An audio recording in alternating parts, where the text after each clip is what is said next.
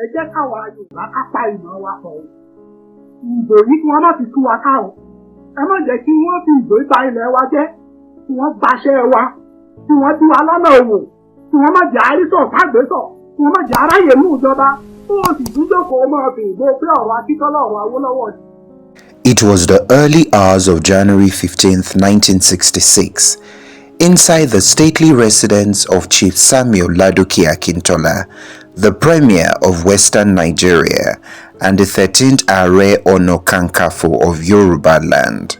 The silence of dawn was shattered by the stomping boots of about 50 soldiers, their mission to eliminate anyone who resisted.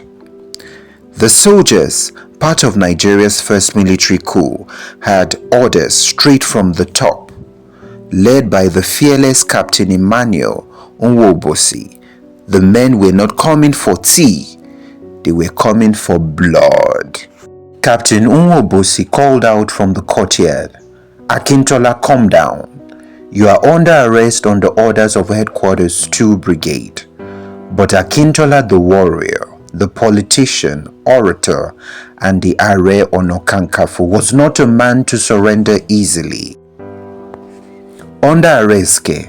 Oya, come and greet your mother's husband," he replied coldly, cocking his submachine gun and opening fire from behind his bedroom door. Bullets flew both ways.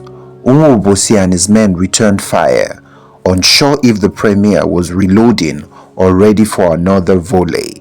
Fani-Kayode, his loyal associate, screamed for peace. "Please, sir, surrender. They only want to take us to Lagos." But Akintola kept firing until his guns spluttered. He had run out of ammunition. Meanwhile, inside the house, Akintola's children and their wives were pinned down. His son would later recount how the family huddled behind massive wardrobe as bullets tore through the house. "My father told us he would rather die than let us be wiped out," he said.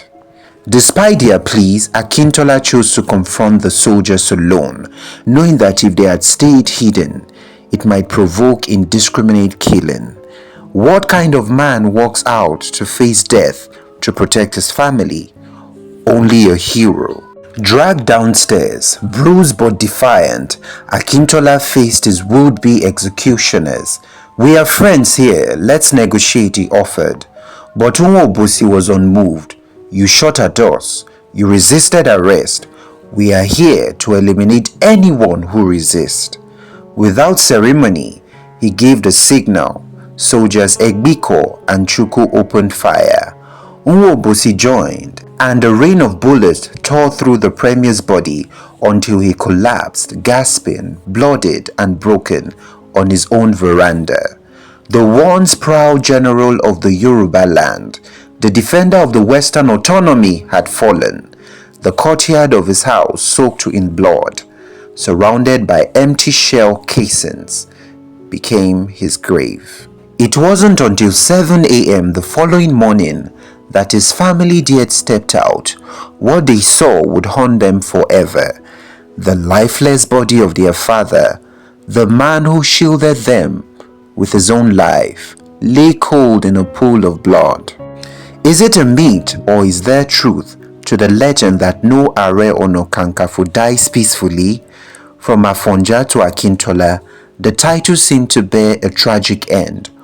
Or was this simply the price of standing against a rising tide of political betrayal, ethnic manipulation, and military ambition?